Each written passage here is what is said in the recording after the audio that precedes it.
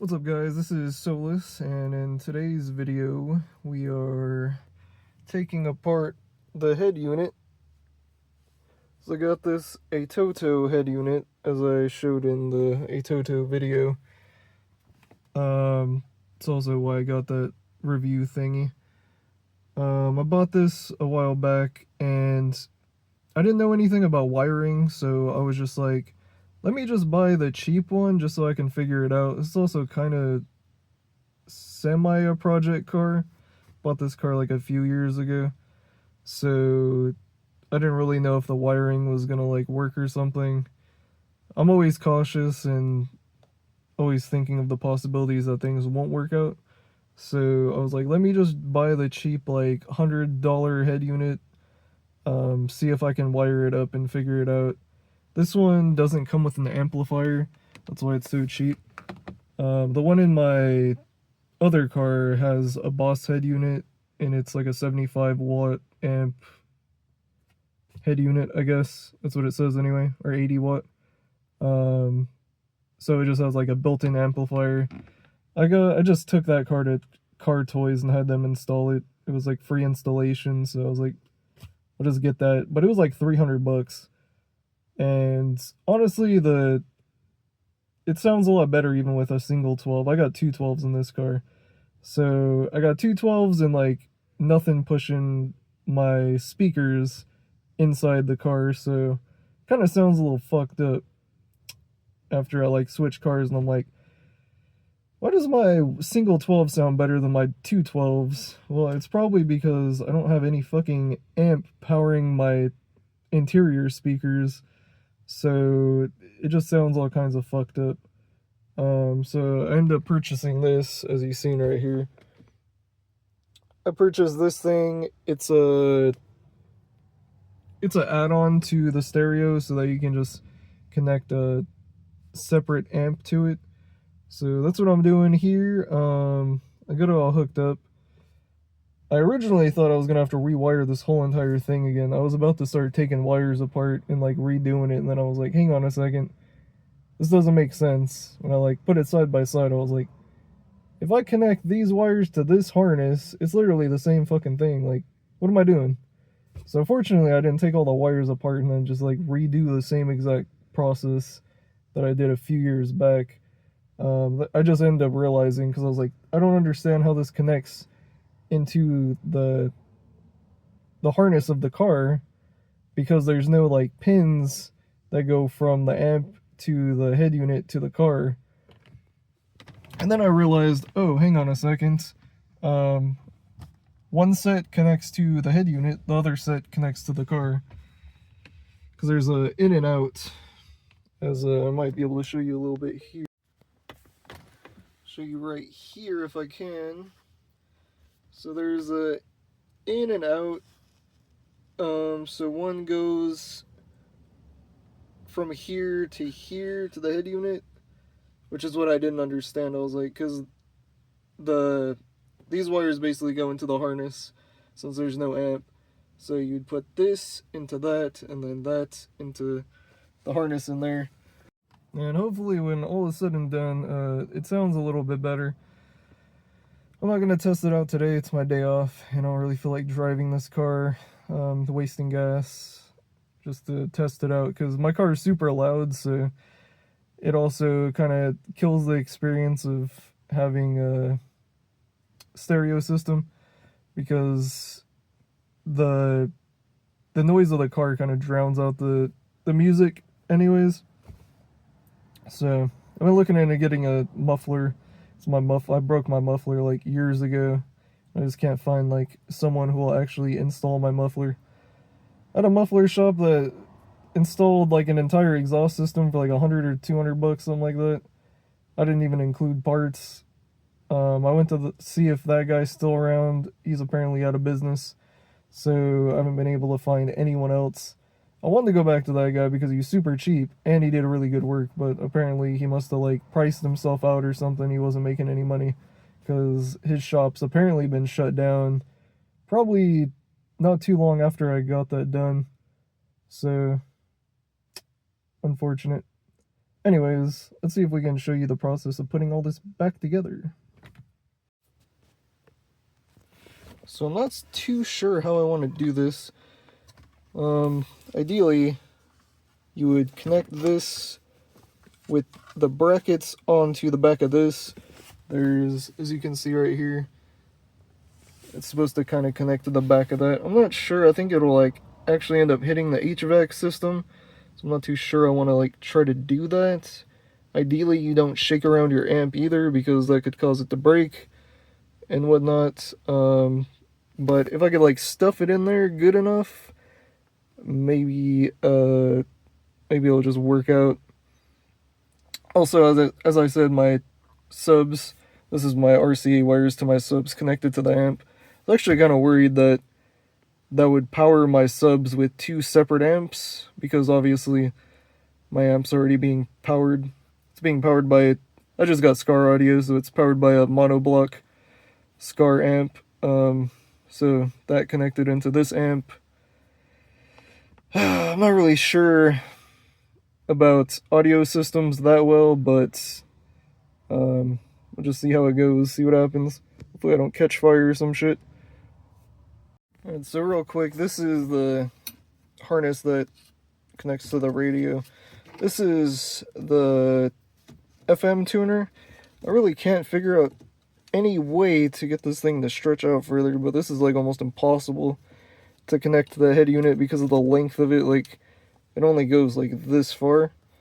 So I've been leaving it disconnected. I don't even fucking use the FM radio anyways.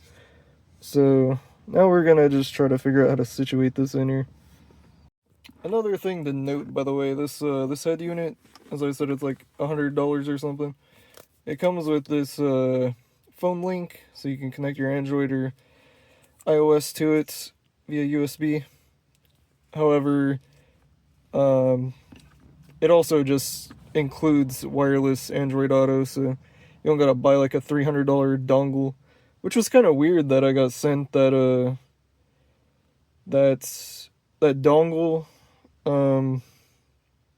to review, because this already has wireless Android Auto, and I tried to connect it to this head unit, and it was really tough because it was kind of interfering with this, so it was kind of like having a back and forth with the dongle. So I just ended up using that dongle in my other car since it didn't include Android, like wireless Android Auto functionality.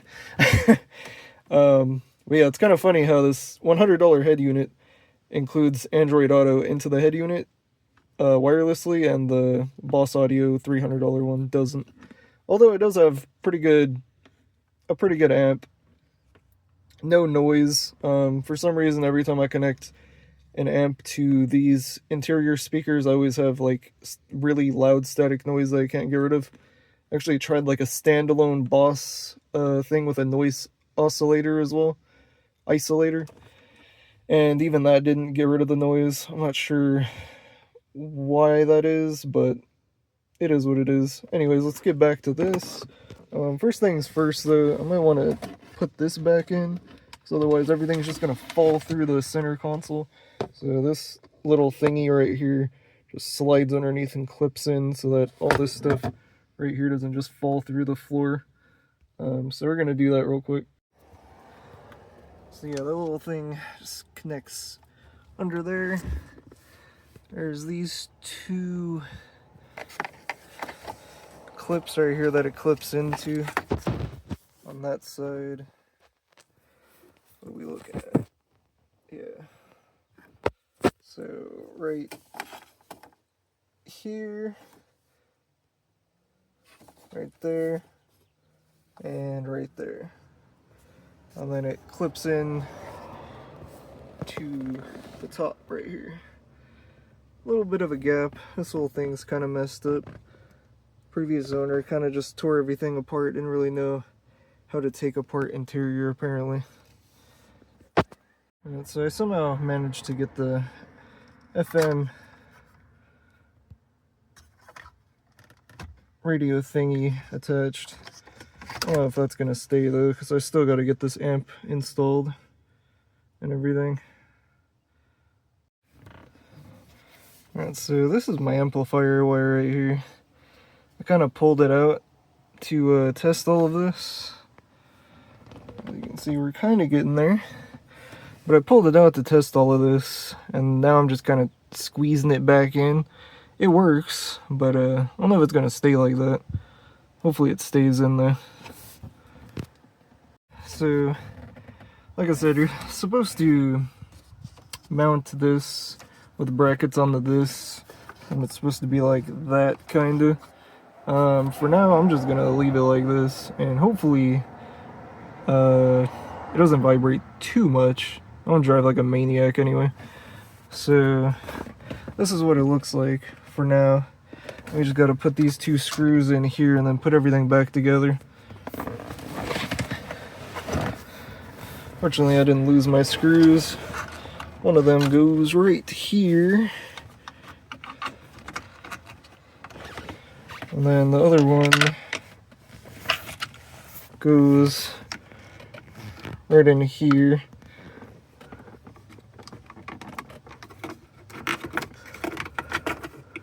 There's some like lint or something in there. I'll sort that out in a second. And somehow those got like super separated. This one and this one. So it was like really hard to get those in. I started at the one that was like harder to get in, and then I just kind of tried to move this off to the side a little bit. There's just a little bit of space where I could put that screw in. You're supposed to also screw down right here. You can't really see.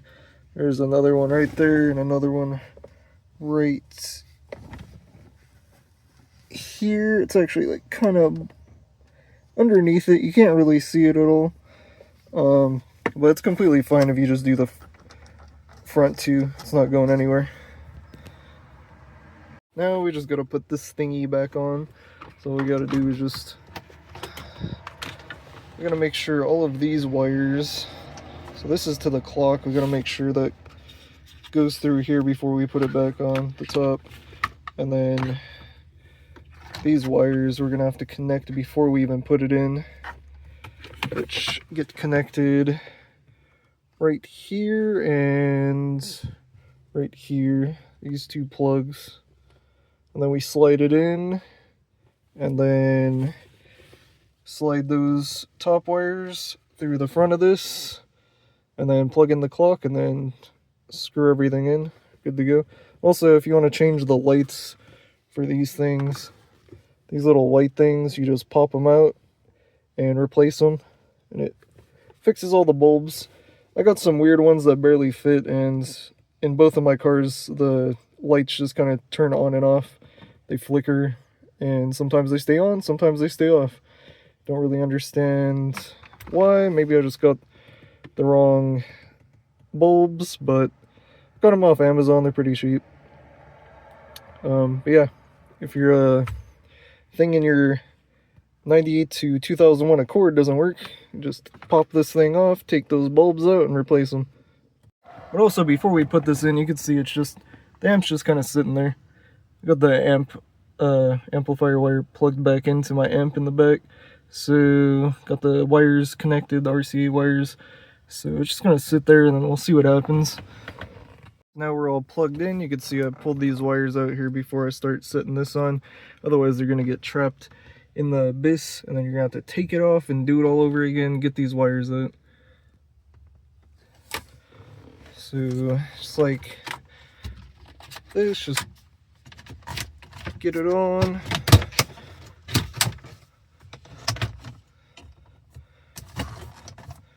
There you go. All good to go. Ideally, you would then screw this on so that this doesn't pop off. However, at one point I was taking the stereo head unit out so often that I just left the screws out. It doesn't really hurt anything, just so I could pop this off and mess with my head unit. I was trying to get these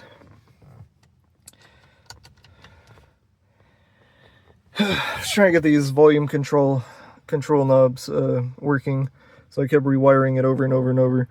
I'm pretty sure it's just the clock spring. As you can see, actually you can't see right now, but normally the steering wheel is crooked, like it'd be off to the left a little bit and that would be straight. So I think it's just the clock spring. I don't really want to figure out how to get this entire assembly off, steering wheel off, just to replace that and do all that. I'm just gonna live with it for now. But now we're just gonna get the clock installed. And again, if you want to replace the backlight for the clock, just this little guy right here, pop it out, replace it. Here's the two prongs that we connect right here. So that's what those two are for, and then we're good to go. So yeah, there you go. There's the clock working again. Hazard lights plugged in right there. What I should have done though is first, there's a screw right here to screw this all in. You do actually want to screw that in because you could actually pull the top off, and without the bottom screws, you don't want that happening. So it's best to at least screw this one down so that the whole top doesn't try to pop off. If you like bump into it or something, I don't know, anything could happen. I mean, worst comes to worst, you like try to pull this off with the clock and then it pulls the wires or something. You just don't want that. So yeah, as I was saying, you don't really want to connect the clock before you screw this in. I kind of forgot, kind of skipped a step. Funny thing, I had to disconnect the clock and then pull this off and get the screw because I accidentally dropped it. So there we go, it is now installed. Little screw right there, you can barely see it, but it's there. Just so you can't, as I said, you know, pull the top off. It's snug now. This bottom, even without the screws, can't really pull it off. As you can see, there's no screws still. That's why I'm not too worried about it. So now we'll just get this clock back installed. Yeah, so there we go, we got the clock, and then all you do with the clock is you just pop it back in. That's how you take it out, is you just kind of pop it out. Like that.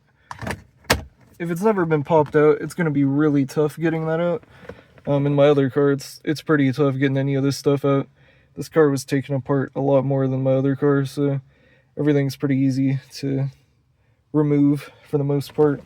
As you can see, this is kind of, it's actually kind of in there. It was a little flappy before, but this is what kind of holds it in more, is this bottom piece. The previous owner kind of broke this entire bottom piece all the way around.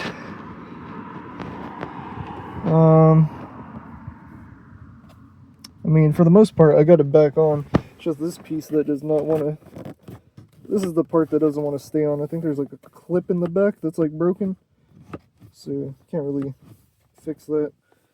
And then as you can see, this door, there's a crease right here. It looks like it separates. It doesn't, but the previous owner separated it anyway to take the speaker out and replace them or something. This entire door panel comes off. You take this screw out, pop this off, take this out, then you pull the entire panel, not just half of it, the entire panel. This thing's not supposed to separate at all. So we got this separation going on because previous owner apparently didn't know what they were doing and just yanked this off, I guess. Yeah, so it's a little bit of duct tape action going on too, just because the interior is kind of messed up from the previous owner. But yeah, let's check this out real quick, make sure everything is working now that we fully installed everything back to what it was. If I hear a buzzing noise, I'll know it's working.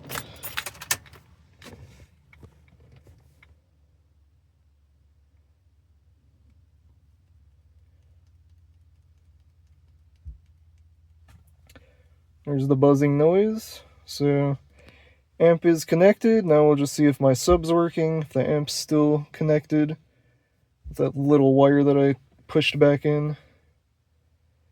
I don't know why my back speakers do that too when an amp's connected to them, but it just keeps popping and popping until there's actual music. There we go.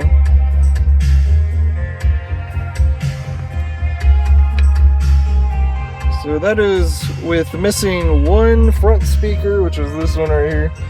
I'm assuming it blown. Here's my bass knob to my bass. It's actually all the way down.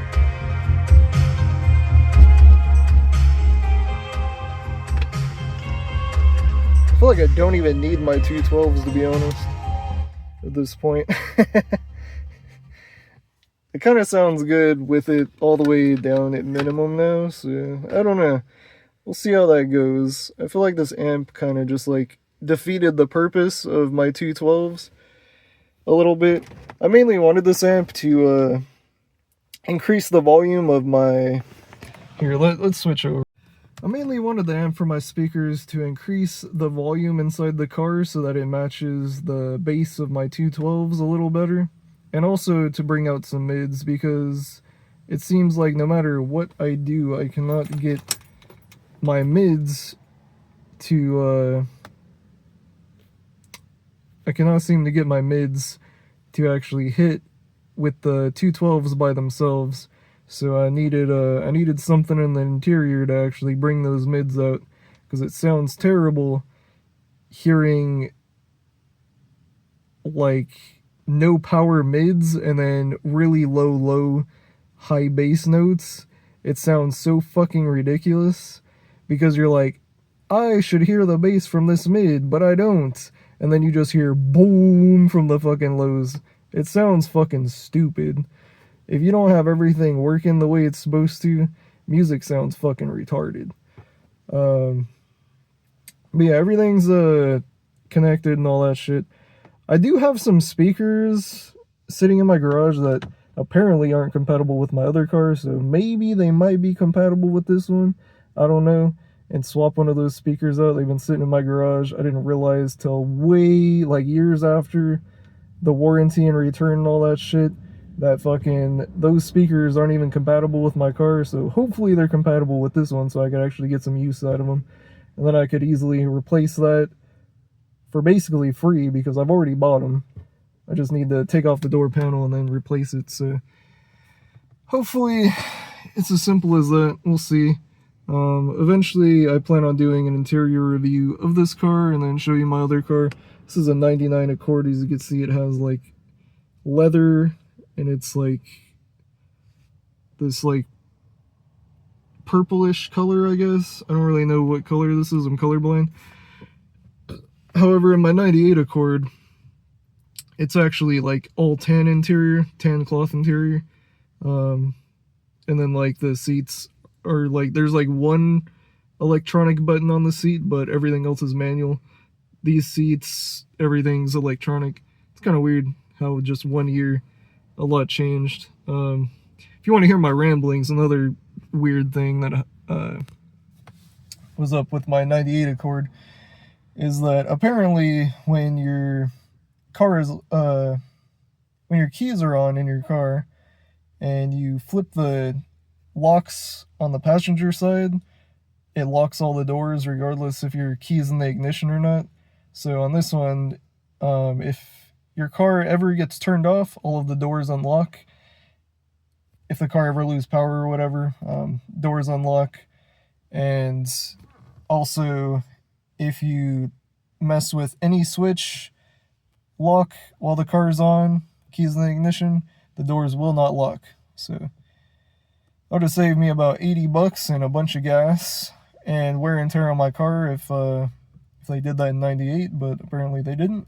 Solved the problem in 99, so I don't have to worry about that in this car at least. Actually ended up getting 2 keys for my 98 because I locked my keys in the car while it was running, opened the passenger side door, accidentally hit the locks on it, shut the door, and all my doors were locked while the car was on, in the middle of nowhere. And then I had to call a locksmith that took over an hour to get to me to unlock my car so I could leave. It was like a $20 Uber Eats or something like that. The person whose property I ended up on felt bad for me, but I was just like, it's not your fault, it's my fault, I fucked up. You know what I mean? They couldn't really understand how, like, somehow I wouldn't feel like they're responsible for that. I mean, it was literally my fault. I didn't know my own car, and I found out that day I learned a little bit about my car. So, no big deal. Just learned a lesson. Always have 2 keys if you can. Unfortunately, I don't have 2 keys for this car because I found out when you get an immobilizer key, a key with a chip, to get a key and program it, it costs like $200. So that's the only reason why I don't have a replacement key for this car, because I got the replacement key for that car after that happens. Realized that's super expensive and I don't really want to deal with that. But I did find out that you could get just a key for your door maybe for hella cheap. I'm gonna look into that. I actually bought a fucking like $1,000 scan tool so I could just fucking program my key myself so I wouldn't have to pay all that money. But I can't find a locksmith that'll actually fucking cut the key, so that was a waste of money. So yeah. Lessons you learn in life. Anyways, hope you like this video. A little bit of car stuff. Rambling and me not being able to speak for at least 3 minutes throughout this video. Anyways, thanks for watching. If you want to see anything else, just let me know.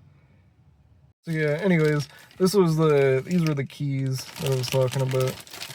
I bought these off Amazon. They're like $12. I was like, if I buy a fucking scan tool that I could just reprogram. There you go. It's just a blank Honda key. And yeah, like I said, couldn't find anyone to actually cut these for me. So I don't even know if these work, to be honest. I'd leave a review, but can't even get someone to cut the damn key in the first place.